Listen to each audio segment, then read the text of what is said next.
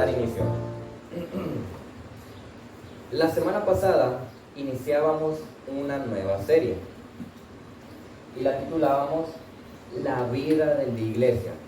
Esta serie está basada en el capítulo 12 de Romanos y estábamos hablando de que es bien importante que nosotros entendamos cómo funciona la vida de la iglesia, porque la vida de la iglesia es lo que nos va a permitir glorificar a Dios en medio de la congregación de la forma correcta. Entonces, si nosotros estamos en este proceso de la plantación en la iglesia de los mochis, es bueno que se reproduzca el modelo correcto y que entendamos de manera bíblica cómo vivir iglesia para reproducirlo en otro lugar, ya sea incluso cuando se abran más misiones en otras partes. Entonces,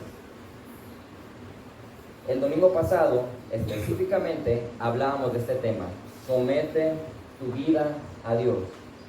Es fundamental que para iniciar nosotros a tener una buena vida bíblica dentro de la iglesia, primero esté sucediendo esto en tu vida personal.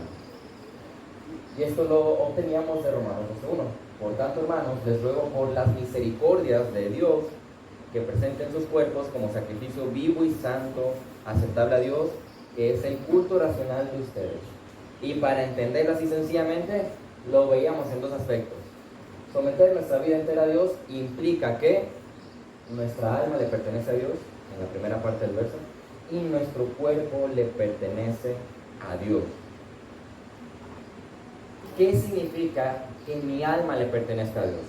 ¿Cuál es la implicación más fuerte que hay de que mi alma le pertenezca a Dios? ¿Cuál es la verdad bíblica, teológica importante de este aspecto?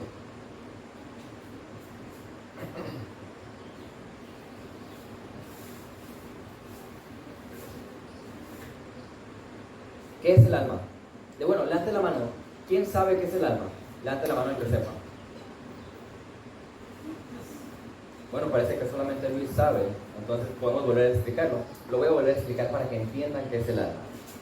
El alma, cuando hablamos del alma en este sentido, ahorita me ayuda con eso, estamos hablando de la parte inmaterial de nosotros.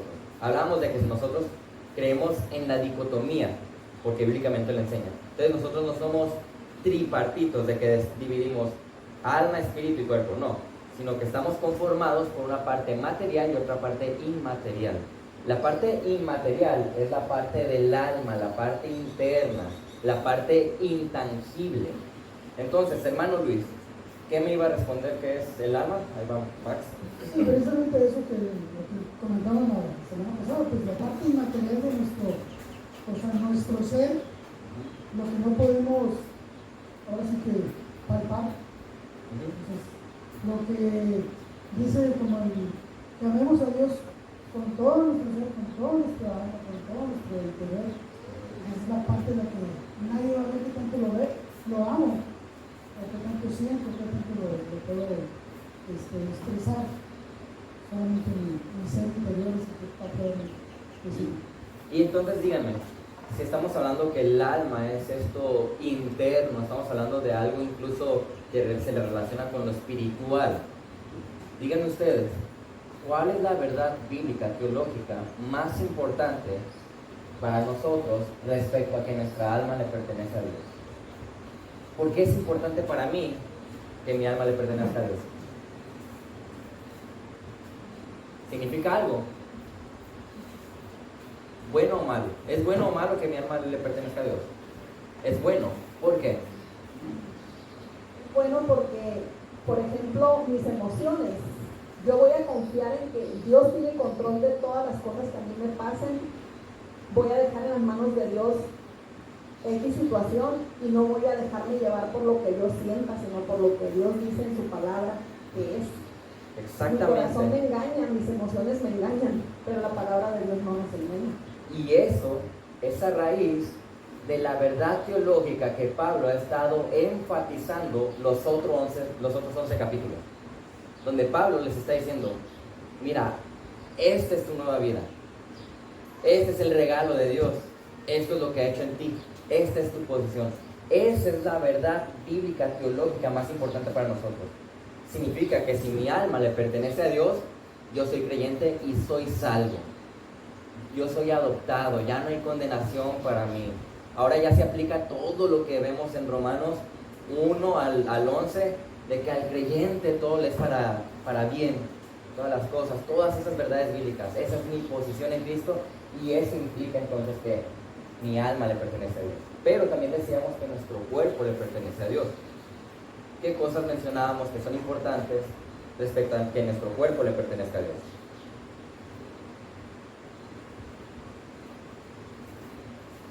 Como decíamos, que es un sacrificio, ¿verdad?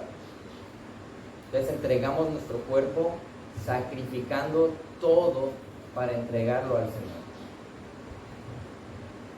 No voy a abundar más en aplicaciones al respecto porque hablábamos mucho ya la semana pasada y comentábamos sobre eso. Pero entonces todo nuestro ser, inmaterial, material, nuestra alma, nuestro cuerpo le pertenecen a Dios. Y eso nos va a ayudar a someter nuestras vidas a Él. Ahora vamos a ver cómo la palabra está renovando nuestra vida. Y ese es un proceso, sometemos nuestra vida a Dios y entonces va a suceder esto. Eso es lo que empieza a pasar, es el desarrollo del creyente. Romanos 12:2 dice: y no se adapten a este mundo, sino transfórmense mediante la renovación de su mente para que verifiquen cuál es la voluntad de Dios, lo que es bueno y aceptable y perfecto. Entonces ya decimos, estamos compuestos por parte material e inmaterial y ya mencionamos las implicaciones. Evidentemente, tal como lo decíamos la semana pasada, es necesaria la palabra por el proceso que hace nosotros para que tengamos los resultados correctos, para que tengamos los resultados que deben de existir de someter nuestra vida a Dios. Porque la semana pasada lo enfatizábamos, Dios desea que seamos adoradores, pero que seamos verdaderos adoradores, que lo hagamos correctamente, y por eso es necesario esto. Por eso todo el creyente lo necesita. Entonces, el que la palabra renueve nuestra vida implica dos cosas que vamos a ver el día de hoy: que nuestra mente le pertenece a Dios en la primera parte del verso y que nuestra voluntad le pertenece a Dios. Parece muy similar a lo de la semana pasada, pero esto ahora está siendo más específico y profundo. Y tristemente es muy común observar el día de hoy que la iglesia en general, y cuando hablo de la iglesia en general hablo de las iglesias del mundo, son cada vez más mundanos o menos cercanos a la palabra. En ocasiones incluso hay quienes tienen como que cierto repudio a las palabras sana doctrina. Pareciera que escuchan la palabra sana doctrina, estas dos palabras, sí, uy, no, como si se tratara de algo arrogante. Ay no, hablar de sana doctrina es arrogante y orgulloso. Pero la sana doctrina es necesaria, es fundamental, es crucial, es base para que nosotros sometamos nuestra vida a Dios. Personas que no estamos desarrollando sana doctrina, difícilmente vamos a someter nuestra vida a Dios. No decimos que tenemos una sana doctrina completa en su totalidad de nuestro entendimiento y nuestra teología, porque todos estamos creciendo y desarrollándonos. Pero si nosotros no vamos encaminados a una sana doctrina, entonces posiblemente mis aplicaciones de la palabra de Dios van a ser equivocadas y por lo tanto, en vez de glorificarlo, lo voy a ofender. Ahora, el hablar de sana doctrina es hablar de conocer correctamente quién es Dios, qué desea Dios y el consejo de Dios para vivir las cosas. Esa es la sana doctrina. Pero hay gente que dice, no. Ay, qué arrogante mencionar lo de la sana doctrina. ¿Cómo pueden jactarse de eso? No nos jactamos de la sana doctrina. Nos gloriamos de que el Señor, por su gracia, nos permita conocer la sana doctrina. Porque es gracia del Señor que nos permite. Si a ti te parece mal que se promueva la sana doctrina, posiblemente lo que pasa contigo es que tú no entiendes lo que es la sana doctrina. Todavía no has desarrollado el entendimiento de qué significa eso.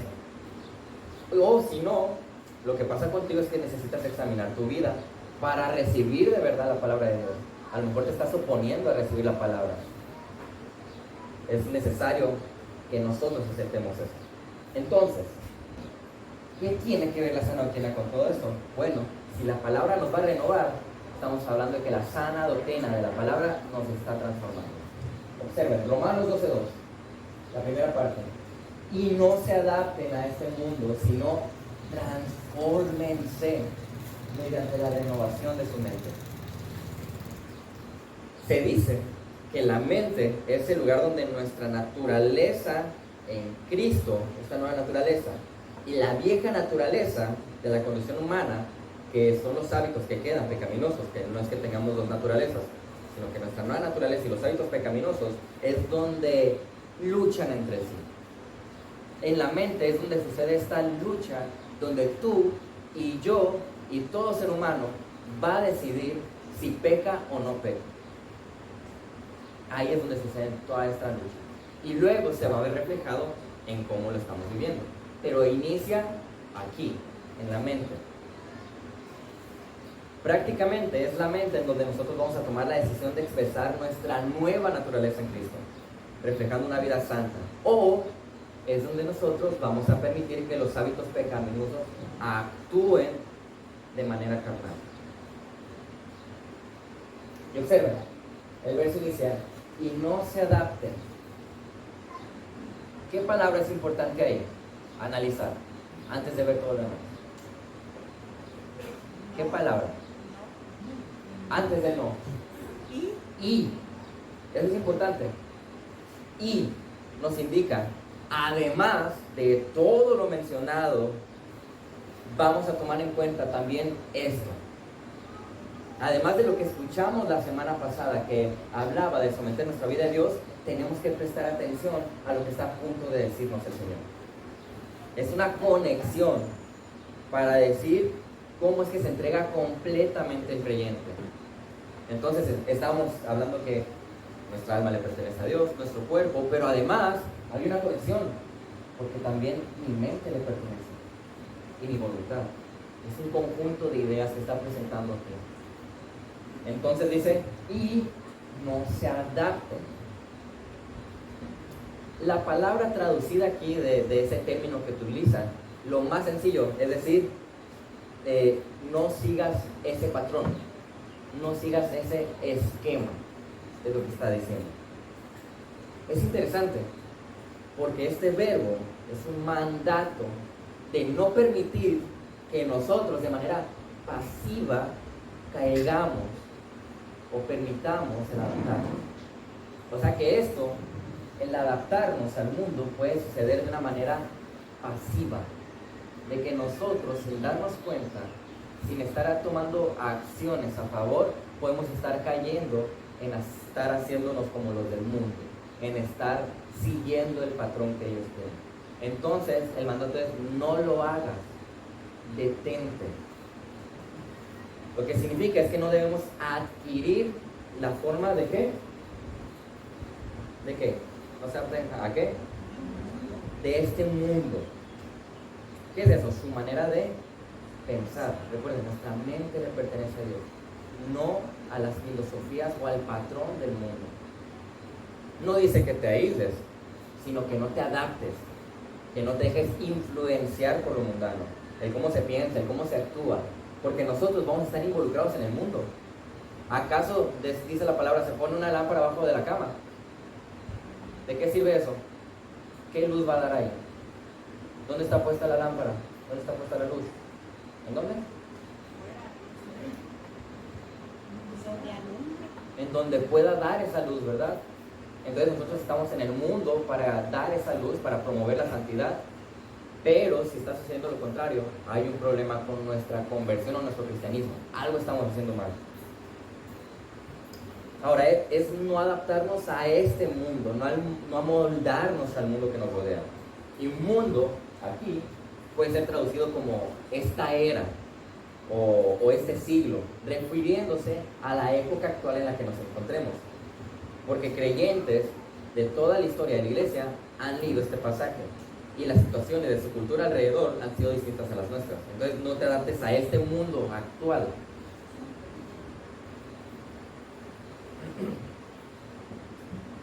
Pienso que están encaminados a corrientes del mundo, a escuelas o pensamientos de filosofías, formas de distintas a lo que la Biblia nos encamina a obedecer. Así es. Son corrientes, básicamente. Y básicamente es un sistema dominado por el diablo el día de hoy. Sistema filosófico demoníaco. Es un sistema filosófico demoníaco, cultural, todo esto. Ahora, este sistema debe ser considerado como un sistema humano satánico, de tal manera que el que nosotros nos adaptemos a él en alguna manera es peligrosamente mundano y satánico. No tiene sentido que un creyente se esté amoldando a este tipo de sistema cuando es todo lo contrario a lo que nuestra nueva naturaleza nos indica. Pero, hablamos del mundo, de este sistema, pero ¿cómo es este mundo? ¿En qué sentido es diferente al modelo que Dios espera en nuestra mente? Bueno, facilito.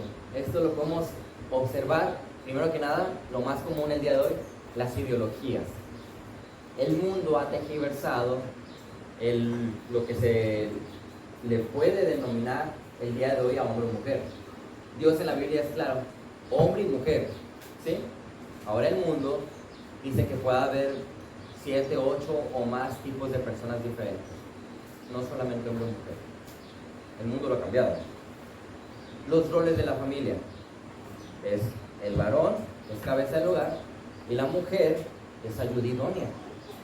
Pero el mundo dice no, la mujer puede ser cabeza y el hombre puede ser ayuda, y la mujer que trabaje y que el hombre atienda la casa, y que los hijos ahora traten a sus papás como sus amigos, o incluso que les ordenen las cosas. Y en la escuela ahora los maestros casi que se tienen que someter a los niños, porque ha cambiado el sistema de este mundo. Y ahora el empleado casi que el patrón le tiene miedo meterse con él, y los sistemas empiezan a tergiversarse, los roles que hay el día de hoy. La vestimenta, el mundo dice, hombre, vístete por favor cada vez más como mujer, mujer, vístete cada vez más como hombre. Están cambiando ese tipo de cosas. Los estándares de belleza son bien diferentes para el mundo. El mundo tiene un estándar de lo que es la belleza. Y en el cristianismo, ¿cómo es la belleza? ¿Lo han pensado? ¿Cuál es el estándar de belleza que el Señor pinta? Del espíritu. Un estándar que no tiene que ver con lo físico, ¿no? Pero el mundo que dice, mira, todo lo que se ve, todo lo externo. Ahora el mundo también ha cambiado las filosofías, la manera de pensar. Ahora el estándar de éxito es consigue mucho dinero, hazte de muchos bienes materiales, alcanza el nivel máximo profesional y académico, cásate después de los 30 para que tengas chance de hacer muchas cosas, ámate a ti primero para que puedas amar a los demás, dice el mundo, que es lo contrario a lo que dice Dios. Invierte tu dinero de manera que te beneficie a ti solamente. Invierte tu tiempo para que te beneficie solamente a ti. Haz todo tu esfuerzo para que tú coseches todos los beneficios para ti.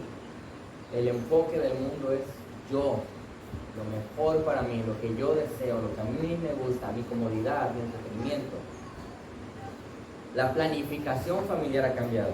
Como les dije, cuando fui a hacerme la vasectomía y les dije que tenía 2 hijos, ya está grande la familia. Todo ha cambiado. Y ese es el sistema del mundo, en solamente pequeñas cosas. Hay muchos más que hablar sobre el sistema de este mundo.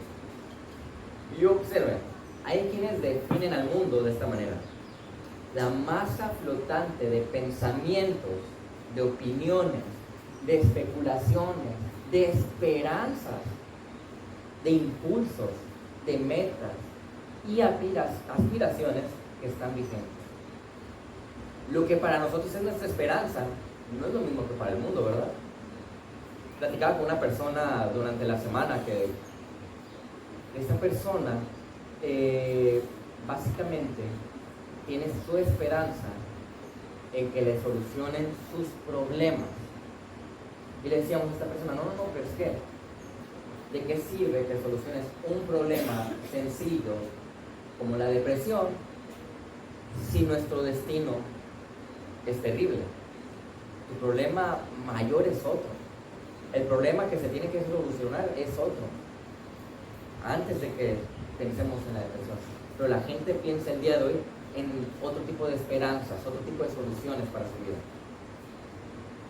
Ahora es triste cuando hay incrédulos que se ponen la máscara de cristianos, fingiendo una vida falsa religiosa. Pero es más triste todavía que los cristianos nos pongamos máscaras de humildad y que empecemos a vivir de esa manera, que nos empecemos a moldar y que parezcamos más del mundo que del Señor. Ahora el verso continúa. Dice, si no transfórmense mediante la renovación de su mente. El mandato sigue ahora. Dice, no te adaptes, pero aquí hay otro mandato, de rechazar la adaptación al mundo y transformándonos mediante ¿qué? La renovación de la mente. Ahora, transfórmense, esa palabra es un término que se deriva de la palabra metamorfosis. ¿Han escuchado hablar de la metamorfosis, no? Y es curioso que se utiliza en este pasaje. Mateo 17:2. Delante de ellos se transfiguró y su rostro resplandeció como el sol y sus vestiduras se volvieron blancas como la luz. ¿Alguien recuerda el contexto de este pasaje? ¿De quién está hablando ahí? ¿Quién se transfiguró? Jesús se transfiguró, ¿verdad? ¿Y qué cuerpo adoptó Jesús cuando se transfiguró? ¿Un cuerpo qué? Glorificado. Nuestra transformación, ¿hacia dónde apunta? ¿A dónde apunta la transformación del creyente? A la semejanza a Cristo, ¿verdad? ¿Y dónde termina eso? ¿Con qué termina eso? ¿Con qué culmina mi carrera? ¿Con un cuerpo qué? Glorificado. Está usando el mismo término, transfiguró, transformarse. Y este también es un verbo pasivo, de tal manera que debemos dejar que el Espíritu Santo nos transforme. O sea que yo, en vez de permitir que la influencia del mundo lleve mi vida a vivir como ellos, debo de detener eso y permitir que el Espíritu Santo me lleve a la semejanza de Cristo. Es lo que nos está hablando aquí. Según de Corintios 3:18, pero todos nosotros, con el rostro descubierto, contemplando como en un espejo la gloria de Dios, estamos siendo transformados. ¿Transformados a qué? En la misma imagen de gloria en gloria, como por el Señor, el Espíritu. El Espíritu nos está transformando en imagen de Cristo. Esa es la transformación de mente que nos está diciendo aquí que debemos de tener, que debemos de desarrollar. Ahora, el Espíritu Santo lleva a cabo esta transformación por medio de ¿qué?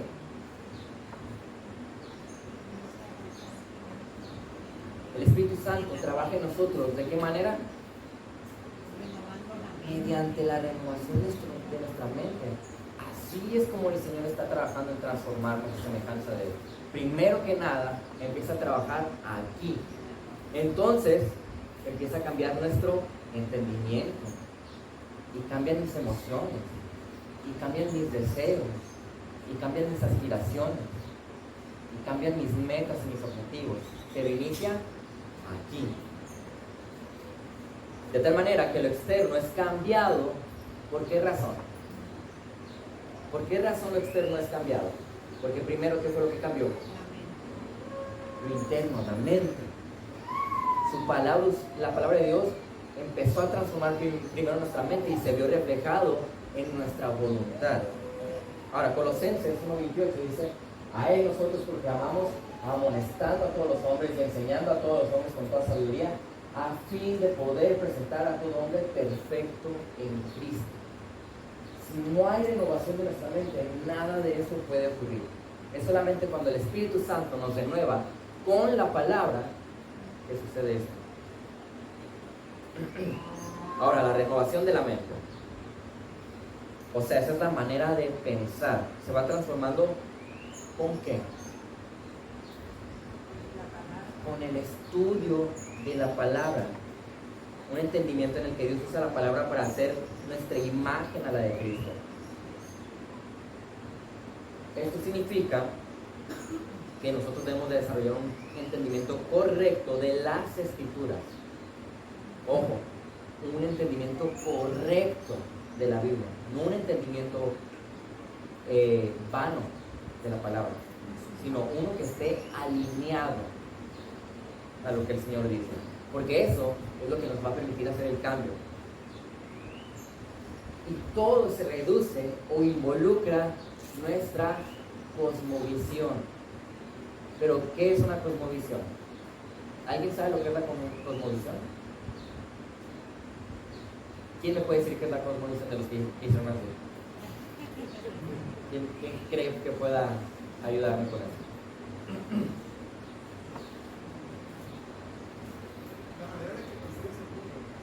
Hermano, está ahí con Alex, pero que no lo escuchan. Es la manera en la que percibes el mundo. Así es. O sea, la manera de pensar respecto a todas las cosas. Y esto involucra todas las cosas. ¿Por qué? Porque mi manera de pensar respecto a la medicina va a afectar mi vida para bien o para mal. Mi vida de pensar respecto a la educación, a la política. Porque todo esto tiene puntos de vista bíblicos y no bíblicos. Mi punto de vista de la iglesia, mi punto de vista de la familia, de las personas, de la vida espiritual, de las emociones, porque ahí uno va a decir, ¿acepto la psicología o no la acepto? Uno va a decir, ¿me enfoco en mi salud o no me enfoco en mi salud? Etcétera, etcétera, etcétera. Respecto a tus finanzas, todo, tu cosmovisión es todo lo que determina lo que piensas acerca de las cosas. Eso tiene que ser transformado. Y solamente es con la palabra. La Biblia es lo que nos va a ayudar a transformar todo esto. Platicaba en la semana con una persona sobre este tema, porque pensaba esta persona que el cristianismo se reduce a solamente pensar cosas que tienen que ver con la iglesia. Pero no, yo le decía no. El cristiano está cambiando su manera de pensar, de ver y de actuar respecto a todas las cosas que nos rodean. Todo lo que nos rodea debe ser diferente a lo del mundo, para nosotros. El cómo lo percibimos, el cómo lo aceptamos o lo tomamos y cómo actuamos al respecto, con situaciones, circunstancias, lo que sea. Pero todo inicia con renovar nuestra mente. Y ahí entra la cultura y la educación. Totalmente. Pueden ser aspectos que yo debo de eliminar de mi cultura por ir en contra de la palabra, o parte de la educación que yo recibí, o parte de mi familia, por mis amistades que debo de alterar o modificar. Sí, porque justamente cuando charlaba con esta persona, es una persona que se dedica a cosas que tienen que ver con la salud, y le decía, oye, qué curioso que hay médicos estudiados que se dejan guiar por su cultura y su educación en lugar de guiarse por los estudios médicos que ha realizado. De tal manera de que no, es que como mi abuelita tenía tal remedio, o como yo crecí pensando que uno se enferma de esta manera, yo lo expreso así cuando soy médico, es lo que pasó con él. Y yo le platicaba con la Biblia y le decía, a veces así somos los cristianos. Así puedo ser yo como cristiano. Mi cultura y mi educación son más fuertes que la palabra del Señor. Dios dice esto, pero como yo crecí siendo enseñado de esta manera, pues es que así soy yo. Y es que así es nuestra cultura. Nuestra cultura es no buscar a la gente. Y es que no, como nuestra cultura es de ser más tranquilos y serios, no nos relacionamos tanto con las personas y no los invitamos. Porque así es nuestra cultura. ¿No? ¿Qué dice la Biblia? Para empezar, ¿cómo voy a evangelizar? Aislándome. No, acercándome a la gente. ¿Cómo voy a edificar a los miembros? Aislándome en mi casa porque es mi cultura. No, acercándome a los miembros, ¿verdad? Entonces nuestra cultura y nuestra educación tiene que ser eliminada, pero no solamente eso, sino poner en su lugar la palabra aquí en la mente, para cambiar todos esos aspectos. Oye, Tony, yo experimenté. Elena Max. Gracias, Max. En mi experiencia personal, cuando yo entendí eso, que yo fui formada, los que no nacemos en el Evangelio, nuestra formación desde chiquitos fue la cultura, las costumbres, lo que vimos en la escuela, lo que nos enseñaron en la primaria, en la secundaria, y eso es el producto de lo que yo fui, de lo que yo soy, de lo que fui hasta antes de venir a Jesús. Sí. Entonces ya en Cristo hubo un cambio, la renovación de la mente, cómo va renovando en ese proceso el Señor a través de la palabra, cómo va renovando mi mente y en qué repercute en mi vida diaria también, y también en la enseñanza correcta que vamos a recibir en las iglesias a las que vamos. Entonces, yo eso entendí, que yo es un producto de todo lo que viví hasta mis 40 y tantos años, que es cuando el Señor me rescató. Estaba formada por el mundo, pero después ya viene la formación que es a través del Espíritu Santo, que es la santificación. Sí. Y somos un producto, sin Cristo somos un producto del mundo, pues de todo lo que se mueve todo filosófico en el mundo. Así es. Y puede parecer a veces a algunas personas buenas, pero es la misma moralidad que está impulsando a veces el mundo. Y nos puede engañar eso, pero es cierto. Básicamente necesitamos ser reprogramados, porque hemos sido programados de manera mundana o no bíblica. Entonces tenemos que hacer una reprogramación de nuestra mente, por eso somos transformados. A veces decimos nuestra conciencia, cuando venimos a Cristo, está mal, porque no le llamamos pecado a lo que debe ser pecado y no le llamamos santidad a lo que debe ser santo. Entonces necesita ser reprogramada esa conciencia, y este es un proceso en donde el Espíritu Santo poco a poco va trabajando en nosotros, siempre y cuando nosotros sigamos el mandato, como decía ahí, de no adaptarnos y ser transformados. Pero si yo no dejo que el Espíritu Santo trabaje en mí, no lo voy a hacer. Si yo me opongo, si yo soy necio o terco a continuar con la vida mundana, ¿qué cambio va a existir? Por eso les digo, es de forma pasiva el verbo, como dice ahí, me detengo y dejo que el Espíritu me guíe. ¿Algún otro comentario hasta aquí acerca de que nuestra mente le pertenece a Dios? ¿Vale? Va a influir, pienso yo también, en la toma de decisiones. Por ejemplo, ahora que soy creyente, si me ofrecen un trabajo fuera de donde yo estoy, que tengo que mudarme o algo así, pues lo principal debo de pensar, bueno, ya soy cristiano, entonces tengo que pensar dónde me voy a congregar, tengo que buscar si hay una iglesia ahí, y ya entonces, pues ya ahí vas a decir, bueno, si hay, pues Una iglesia me bíblica. conviene, ajá. Una iglesia. Y así, ¿no? Pues ni modo, rechazar el trabajo y seguir orando para ver qué Dios quiere. Sí, a veces como cristianos traemos como que ciertas frasecillas que son como clichés cristianos, ¿no? Pero pues es que siempre que se cierra una puerta, Dios abre otra. Dicen a veces. Bueno, puede haber muchas puertas abiertas, pero no significa que todas ellas sea lo que Dios quiere para ti. Si se abre la puerta de que yo vaya a otra ciudad a trabajar, pero en cambio se va a descuidar la vida espiritual de mi familia, ¿será lo que Dios espera de mí? ¿Realmente eso es lo que quiere Dios? Y hay que considerar todos esos aspectos. Como les decía la vez pasada, las prioridades van a dirigir todo eso. ¿El uno cuál es? Dios. El 2, si eres casado, tu cónyuge. El 3, si tienes familia, tus hijos. Y el 4, la iglesia. Entonces mi trabajo debe de ajustarse de tal manera que glorifique a Dios mientras esté yo sosteniendo a mi familia, cuidando a mis hijos, y que me dé la oportunidad de involucrarme a la iglesia. Si no, ese trabajo no es para mí, porque no estoy adaptándolo a estas 4 áreas que son fundamentales para nuestra vida, y así con cualquier cosa, como lo decía. Muy bien. Entonces, no solamente involucra que nuestra mente le pertenece al Señor, sino que incluso como nuestra mente le pertenece a Dios, esto tiene el resultado de que nuestra voluntad le pertenece a Él. Romanos 12:2, la segunda parte, para que verifiquen cuál es la voluntad de Dios, lo que es bueno, y aceptable y perfecto. Entonces, ¿para qué vamos a ser renovados de nuestra mente? ¿Para qué? Para que verifiquen, para saber cuál es la voluntad de Dios. Para que verifiquen, es una frase que denota propósito y resultado. Algo que se tiene que obedecer del mandato anterior de ser transformados. Me gustó mucho esta cita de McCarthy. Dice, cuando la mente de un creyente es transformada, su capacidad para pensar, su razonamiento moral y su entendimiento espiritual están en capacidad de evaluar todas las cosas, o sea, discernir como es debido y aceptar únicamente lo que se conforma a la voluntad de Dios. Eso es lo que sucede.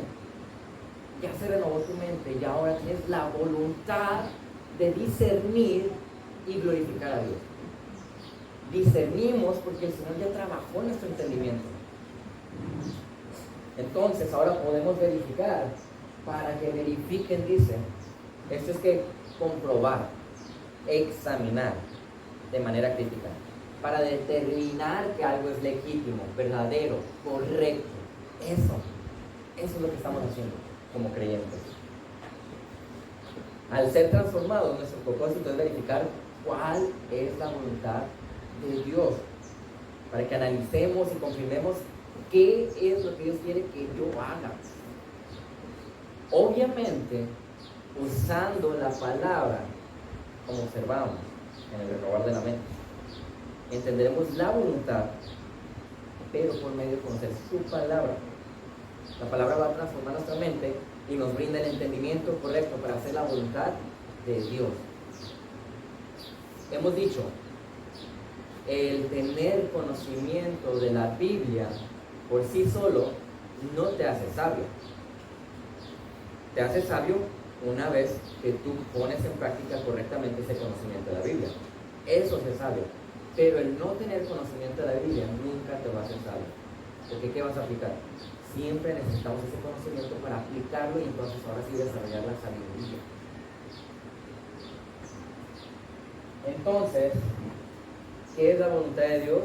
¿O de qué manera hacemos la voluntad de Dios?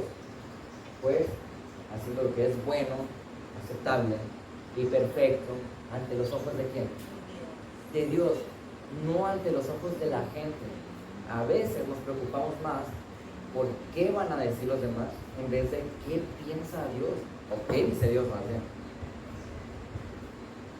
Así es que vamos a evaluar lo que es bueno, aceptable y perfecto bajo los estándares que Dios ha puesto. Bueno, ¿qué es bueno? ¿Qué es bueno? Sencillo. Algo que no es malo, exactamente. ¿Mande? Algo que agrada a Dios. Estamos hablando de algo que es totalmente contrario a algo pecaminoso. ¿Ok? Piénselo de esta manera. El hacer la voluntad de Dios y las cosas que yo voy a hacer en cuanto a decisiones y todo lo demás tiene que ser contrario a algo pecaminoso. ¿Ok? ¿De qué otra forma de ser? Aceptable. ¿Qué es aceptable? Este término es mencionado cuando alguien ofrecía una ofrenda o sacrificio al Señor. ¿Qué es aceptable? Algo que le agrada, porque esa es la ofrenda que él debe de recibir. De esa manera es. Entonces debe ser contrario a lo pecaminoso y debe ser aceptable a Dios de tal manera que es como Él nos dice que debe de ser. Entonces el primer elemento no debe ser algo pecaminoso y debe ser algo que sea de acuerdo a como Él nos ha dicho que debe ser.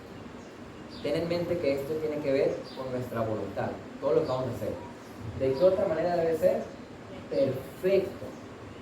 Eso es una alusión a algo que es completo, o sea, todo lo que debería de ser. Toda la manera en como yo estoy entregando mi voluntad al Señor completa en cualquier cosa que yo haga a Él. No es de que le doy la gloria a medio. ¿Le doy la gloria al Señor o no se la doy? ¿Le ofendo o lo glorifico? Cuando llegas al concepto aceptable, es porque ya conoces qué es lo que agrada a Dios. O sea, ya entendiste lo que es bueno, pero ¿qué es lo que acepta a Dios? Entonces, se entiende que para ese punto ya conociste cuál es la voluntad de Dios, qué es lo que le agrada a Dios, qué es lo que no le agrada a Dios. O sea, ya tienes un conocimiento más claro de lo aceptable. Exactamente, porque previamente ya mencionó que hemos sido renovados de nuestra mente, ¿verdad? Y por lo tanto dice que ahora podemos verificar, o sea, discernir para ver entonces qué cosa es pecado y qué no lo es. Qué cosa es de acuerdo como Dios lo quiere y qué no. Y cómo hacerlo completamente en entrega a Él. Pero por eso es bien importante aprender a discernir. Es clave para tu vida cristiana. La ecuación es bien simple.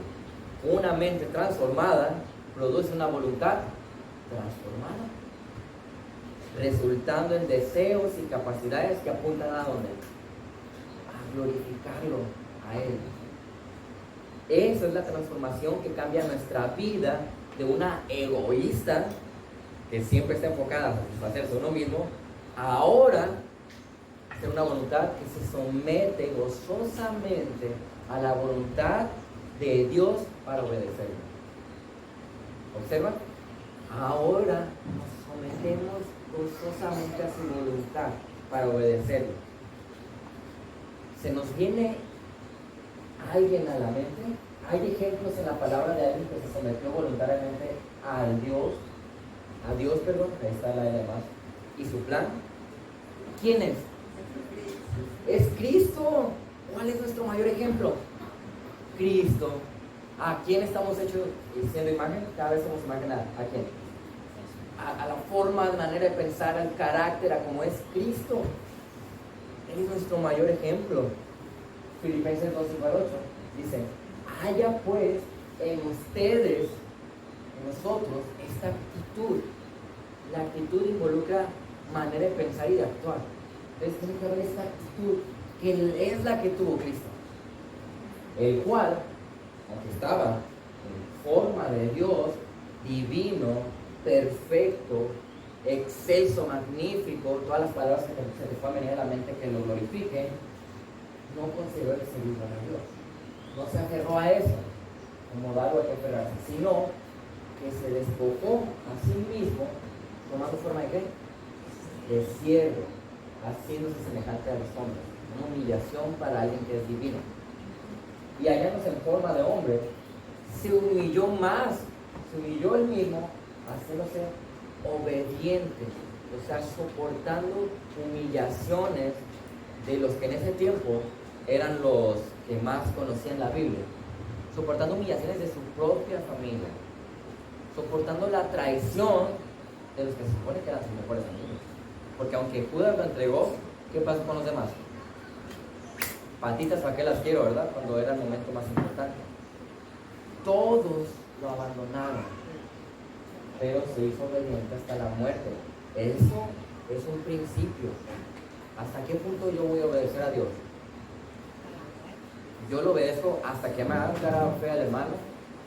Yo lo obedezco hasta que el hermano me ofenda. Yo lo obedezco hasta que el hermano me deje de tomarme en cuenta. No, él se hizo obediente hasta la muerte y muerte de cruz, soportándolo todo. Perdón, se me fue un reloj. Es nuestro ejemplo, Cristo. De esa manera es que trabaja el Señor en nosotros, el Espíritu Santo.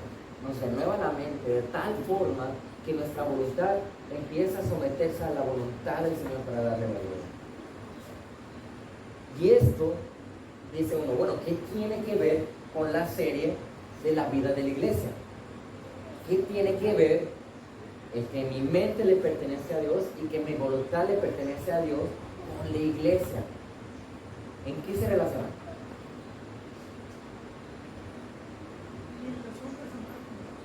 Ok, sí. Primeramente nuestra relación personal con Dios. Y observen, el Señor nos va a transformar de tal manera que nuestro ministerio pueda ser fiel. Eso es lo importante, ser fieles en nuestro ministerio. Y nuestro ministerio está dentro de la iglesia y fuera de ella. Aunque principalmente dentro, pero también está fuera. Entonces, la transformación de estos elementos me permite vivir la vida de la iglesia correctamente.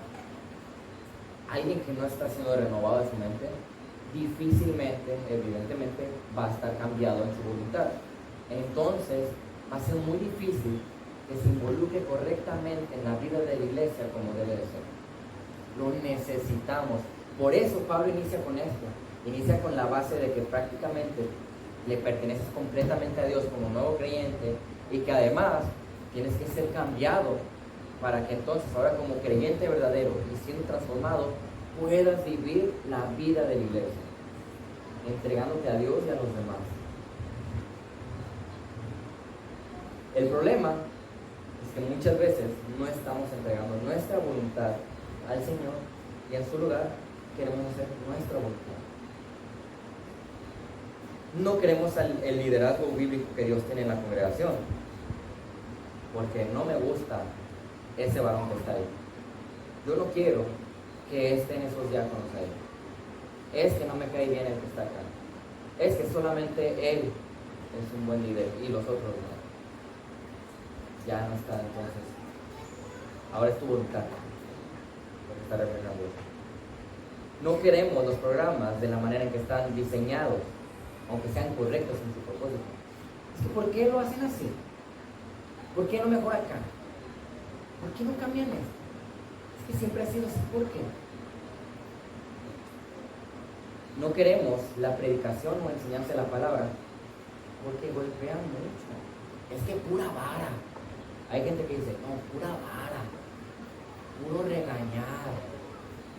Exactamente, la palabra está tocando mi vida, está tocando mi corazón. Eso es lo que está pasando. Dios está diciendo, ¡hey! ¡Pon atención! Mira, ¿sabes por qué te molesta? ¿Sabes por qué no soportas a las personas que están aquí? ¿Sabes por qué? Porque hay algo de pecado en tu vida y te está diciendo, Dios, ¡hey! ¡Pon atención! Escucha, es la palabra predicada. Te molestó por algo no te gustó, o por algo te aburre, por algo te cansa, por algo te da sueño. Entonces, escucha. Pero si no queremos aceptar eso, entonces sí, queremos hacer nuestra voluntad, no la de Dios. Solemos escuchar de muchos débiles en la fe que se quejan, o nos podemos estar quejando de estas cosas.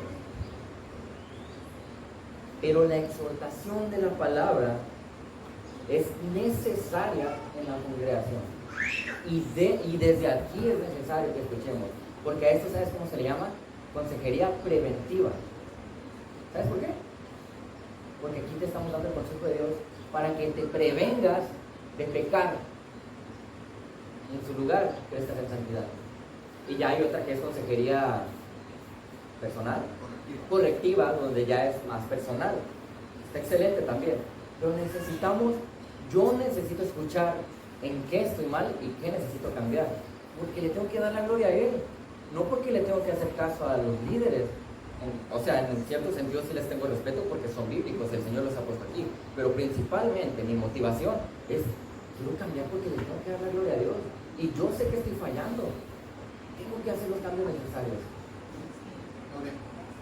Y ambas son consejerías. Hay gente que no entiende que es consejería Bíblica, ¿no? Creen que nomás cuando va uno de los líderes y se sienta a platicar con la persona, eso es consejería. No, consejería es ambas, el que está arriba del púlpito como el que está abajo. Y ambas son igualmente de importantes y esenciales. Ahorita que estabas hablando de la gente que pelea cuando la palabra está siendo predicada correctamente y a veces pelean con la persona. 1 Pedro 2.1 dice, desechando pues toda malicia, todo engaño, hipocresía, envidias y todas detracciones, ahora sí, desear como niño recién nacido la leche espiritual no adulterada para que puedas crecer. Esas personas no pueden crecer porque necesitan quitar primero el pecado de su vida, ese orgullo, ese rencor, esa molestia, esa soberbia de querer decirle al de enfrente cómo se deben hacer las cosas, ¿no? Y es al revés, te están diciendo a ti cómo hacer las cosas. Entonces, quita el pecado de tu vida. Si la palabra no va a entrar, no va a poder entrar la palabra. Pero bueno. Sí, y es totalmente cierto, porque está reflejando que posiblemente a lo mejor es un bebé espiritual y no ha entendido las cosas y tiene que cambiar. A lo mejor, pues ni modo, le dan carne y se indigesta. Yo no puede masticar carne. Pero hablando de la aplicación de la palabra, de la entrega que se está haciendo, pero es un aspecto muy importante porque significa que posiblemente esta persona no está renovando su mente, eso no lo está aceptando. Hay un problema donde no está siendo transformado en ese sentido. Entonces, por eso hay que considerar este tipo de cosas, es importantísimo. Sin la palabra no vamos a ser transformados por el Espíritu. Necesitamos la palabra del Señor. Y es cierto, en ocasiones hay liderazgo que puede estar enseñando mal la Biblia. Claro que puede pasar. En muchas iglesias o incluso aquí. Y si eso sucede, la cosa no es quejarnos. La cosa es decir, está mal, pero ¿dónde está el argumento? Si el argumento está aquí, es totalmente válido y qué bueno, hay que hablar con el liderazgo para ajustar lo que sea bíblico. Pero si aquí no hay un argumento, si no venimos con este argumento, entonces mi argumento es este: mira, es que a mí no me gusta, es que yo lo quiero de esta manera, es que yo pienso, es que yo siento, sí, yo, tu voluntad. De ser así, no estamos entendiendo el propósito de la palabra para renovar nuestra mente y cambiar nuestras vidas. A veces escuchamos lo que Dios dice en la Biblia y lo aceptamos como algo verdadero y correcto, pero no tomamos los pasos para obedecer eso que se enseña. Eso significa que no se ha renovado nuestra mente para cambiar nuestra voluntad. Estoy adquiriendo información y digo, cierto, ese es Dios y esto dice Dios de nosotros. Y ahí me quedo parado, no hago nada. El hermano Luis.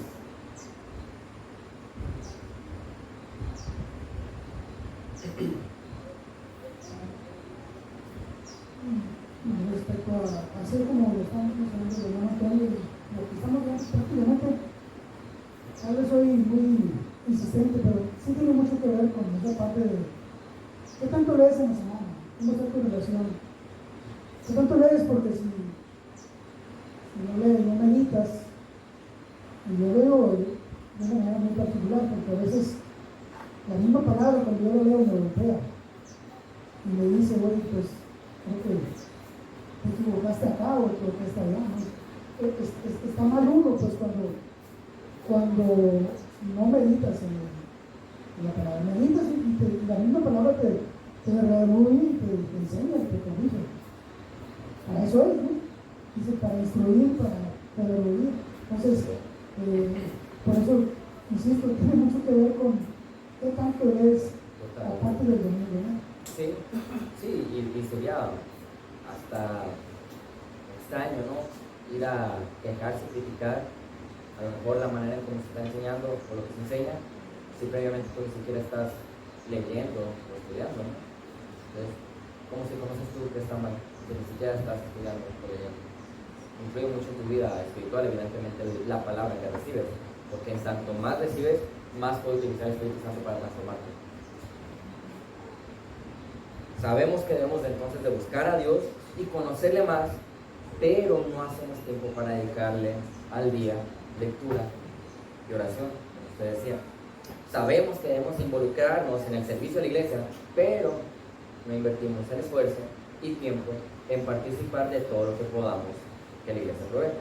Sabemos que debemos promover la unidad en la congregación, pero no busco a mis hermanos o solo busco al grupito que me cae bien. Es que ellos no me invitan, a veces decimos, pues invítalos tú.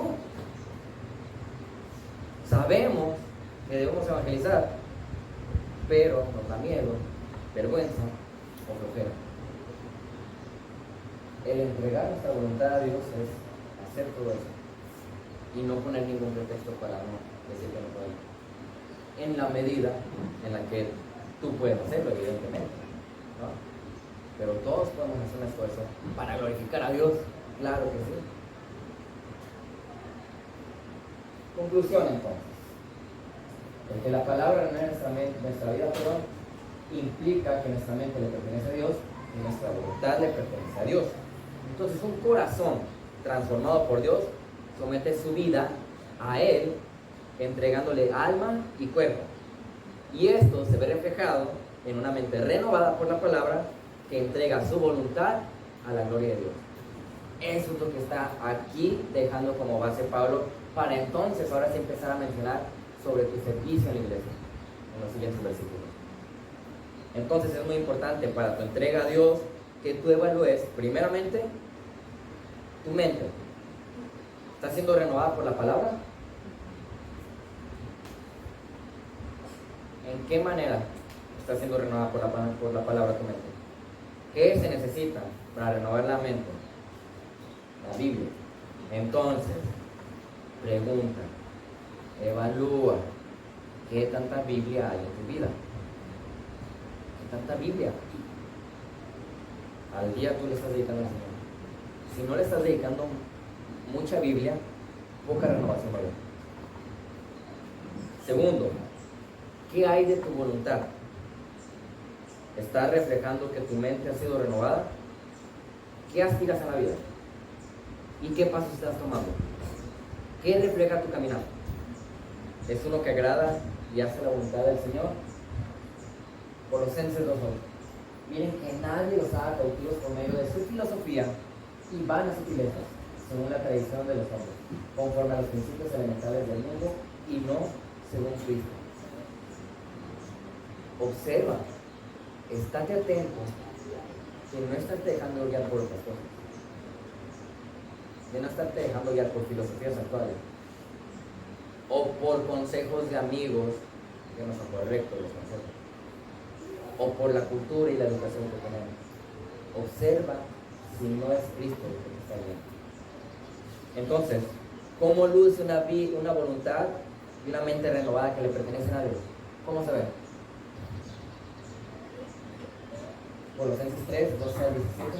Entonces ustedes, como escogidos de Dios, que son creyentes, santos y amados, revístanse de tierna compasión. Que somos tiernos y compasivos unos con otros. O sisquash, a la yugular. No se malentienda, Una cosa es lo que se predica aquí, porque decíamos un miércoles, la exhortación es con amor, ¿verdad? Entonces cuando alguien habla fuerte aquí, no tiene amor, ¿verdad? No, porque te amamos y te decimos apasionadamente, la palabra es lo que necesitas. Necesitas cambiar. Y a veces cuando hay consejería personal, es que, hermano, te amo, pero deja de pecar de esta manera. Cambia tu vida, obedece al Señor. Es una persuasión, no una manipulación, una persuasión a darle la gloria a Dios. Entonces, revístanse de tierna compasión. La falta de compasión y ternura sería responder equivocadamente a esa exhortación. Entonces, revístanse de tierna compasión, de bondad, ser buenos con todos, humildad, someterme, mansedumbre, permitir. Mira, no me saludó y me hizo la cara fea y no me pela. Mansedumbre y paciencia. Por algo lo dirá, necesitamos todo esto. Soportándose. ¿Por qué dice eso? ¿Será que es difícil dentro de la congregación aguantar a algunos? Soportándose unos a otros y perdonándose. Hay áreas que hay que perdonar y que a lo mejor no lo hemos hecho de mejor unos a otros. Si alguien tiene queja contra otro, observen, como Cristo nos perdonó, así también hagan ustedes. ¿Tienes algo en contra de otro? Ya te habló el Señor, mira, ya cayó la responsabilidad. Sobre todas estas cosas, vístanse de amor, que es el vínculo de la unidad. Si no, no va a haber unidad en la congregación. Que la paz de Cristo reine en sus corazones, a la cual en verdad son llamados en un solo cuerpo, y sean agradecidos con el Señor. Que la palabra de Cristo habite en abundancia en ustedes. Entonces necesitamos la Biblia, hay que leerla con toda sabiduría. Necesitamos la Biblia. ¿Por qué? Porque entonces vamos a poder enseñarnos, con sabiduría, amonestarnos unos a otros correctamente. ¿A qué es amonestar? ¿Qué es amonestar? Exhortar, animar, guiar, empujar unos a otros a la santidad, con salmos, himnos y canciones espirituales, cantando a Dios con acción de gracias en sus corazones. Y todo lo que hagan, de palabra o de hecho, háganlo todo en el nombre del Señor Jesús, con la motivación correcta para su gloria, es lo que está diciendo, dando gracias por medio de él a Dios el Padre. Qué fácil, ¿verdad? Qué fácil se vive una mente y una voluntad renovada. No, no es fácil. No es fácil porque, como les dije, la lucha está en la mente. Ahí hay hábitos pecaminosos con los que estamos luchando. Pero aunque no es fácil, sí podemos hacerlo. No por mi fuerza y mi voluntad, sino porque yo sé que el que me transforma no soy yo, sino el Espíritu Santo, usando la palabra. Entonces hay que dejarnos guiar por el Espíritu para ser transformados. ¿Preguntas o comentarios? Muy bien, entonces vamos a orar.